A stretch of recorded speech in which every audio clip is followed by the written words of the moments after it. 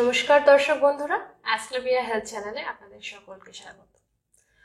বয়স বাড়ার সঙ্গে সঙ্গে শারীরিক সমস্যাগুলিও বেশ বাড়ে, যেমন হাইপারটেনশন, ডায়াবেটিস, হার্ট রিলেটেড আরও নানান অসুখ। কিন্তু এদের মধ্যে প্রধান যে সমস্যাটা হয়ে থাকে সেটা হচ্ছে ব্যথা যন্ত্রণা। চেম্বারে অনেক সময় মানুষ এসে বলে যে তাদের প্রধান সমস্যা হচ্ছে সারা শরীরে ব্যথা। অনেক সময় কিছু মানুষ ভাবেন যে এটা নিজে নিজেই ঠিক হয়ে যাবে, ডাক্তারের পরামর্শের কোনো দরকার নেই। আবার কিছু মানুষ ভাবেন যে এই ব্যথার জন্য একটা ব্যথার ওষুধ খেয়ে নিই, কিছুক্ষণের জন্য ব্যথা ঠিক হলেও ওষুধের ডোজ শেষ হওয়ার পর যেমন কাটতেন। আজকে আমাদের চর্চার বিষয় সারা শরীরের ব্যথা। আজকে এই বিষয়ে চর্চা করার জন্য আমাদের সাথে আছেন ফিজিওথেরাপিস্ট দেবাশিস মহাপাত্র। চলুন স্যারের থেকে জেনে নিই এই ব্যথা কেন হয়ে থাকে আর এর থেকে মুক্তি পাবো কিভাবে। নমস্কার স্যার, অ্যাস্ট্রোবিয়া হেলথ প্ল্যাটফর্মে আপনাকে স্বাগত। নমস্কার। প্রথমেই আপনার থেকে জেনে নেব এই সারা শরীরে ব্যথার কারণ কি। দেখুন, সবার প্রথম জানতে হবে ব্যথা কি। ব্যথা হলো অস্বস্তিকর অনুভূতি, যেটা লিগামেন্ট, টেন্ডন এইসব সব টিস্যুগুলোতে দেখা যায়।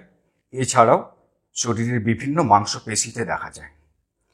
ব্যথা দু প্রকারের হয়, অ্যাকিউট পেন আর ক্রনিক পেন।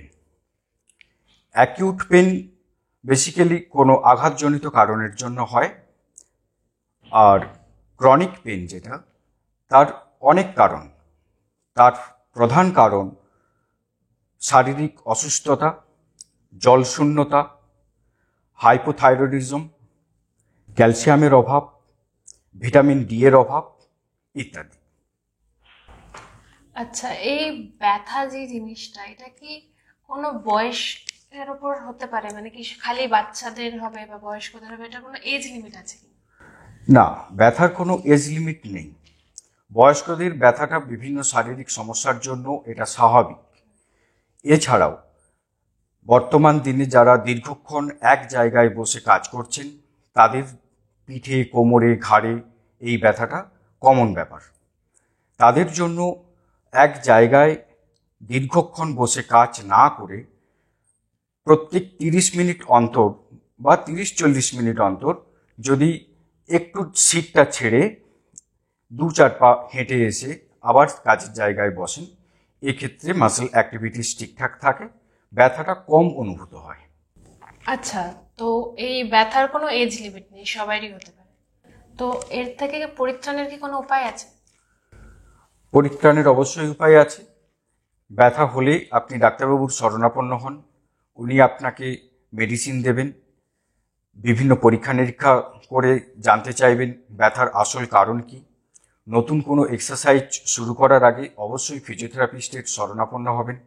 উনি আপনাকে নতুন এক্সারসাইজ বলে দেবেন। প্রত্যেক দিন নিয়মিত 2 বেলা এক্সারসাইজ করুন। এক জায়গায় বসে দীর্ঘক্ষণ কাজের অভ্যেস থাকলে সেই কাজের জায়গাতে আপনি প্রত্যেক 30 মিনিট অন্তর সিটটা ছাড়ুন এবং একটু 2-4 পা হেঁটে আসুন। পর্যাপ্ত পরিমাণে জল খান। আচ্ছা স্যার, এছাড়াও কি কোনো উপায় আছে? হ্যাঁ, অবশ্যই উপায় আছে। সম্পূর্ণ প্রাকৃতিক উপাদান দিয়ে তৈরি রুমাটল তেল, রুমাটল ক্যাপসুল ও লিভোকন ক্যাপসুল, এইগুলো ব্যবহার করতে পারেন, যার কোনো সাইড এফেক্ট নেই। বাহ, এটা তো বেশ উপকারী একটা জিনিস জানলাম। আপনি যদি আমাদের দর্শক বন্ধুদের জন্য একটু বিস্তারিতভাবে বলেন এগুলো ব্যবহার করবো কি করে। অবশ্যই। লিভোকন ক্যাপসুল প্রত্যেক দিন 2 বেলা খাওয়ার আগে খাবেন। এরপর আসি রুমাটল ক্যাপসুল, খাওয়ার পর প্রত্যেক দিন 2 বেলা।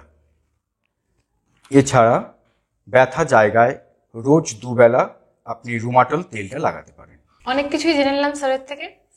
স্যার, আপনার এখানে আসার জন্য অসংখ্য ধন্যবাদ। নমস্কার। নমস্কার। ফিজিওথেরাপিস্ট দেবাশিস মহাপাত্র স্যারের থেকে বেশ কিছু গুরুত্বপূর্ণ তথ্য জেনে নিলাম। স্যারের ক্লিনিক অ্যাপয়েন্টমেন্ট নেওয়ার জন্য যোগাযোগ করুন অ্যাস্ট্রোবিয়া হেলথে। আজকে এই পর্যন্তই। চলে আসবো আবার একটা নতুন ভিডিও নিয়ে। স্বাস্থ্য সংক্রান্ত আরও কিছু তথ্য জানতে সাবস্ক্রাইব করুন চ্যানেলটিকে। নমস্কার। অস্ট্রেলিয়া হেলথে রয়েছেন নানা ক্ষেত্রের বিশেষজ্ঞ ডাক্তার, যারা আপনার সমস্ত চিকিৎসা ঘটিত সমস্যার সমাধান করে দেবেন অনলাইন। মাত্র কয়েকটি ক্লিকে বুক করে ফেলুন ডাক্তারের অ্যাপয়েন্টমেন্ট। ডাউনলোড করুন আস্কলেপিয়া হেলথ। ভালো থেকো।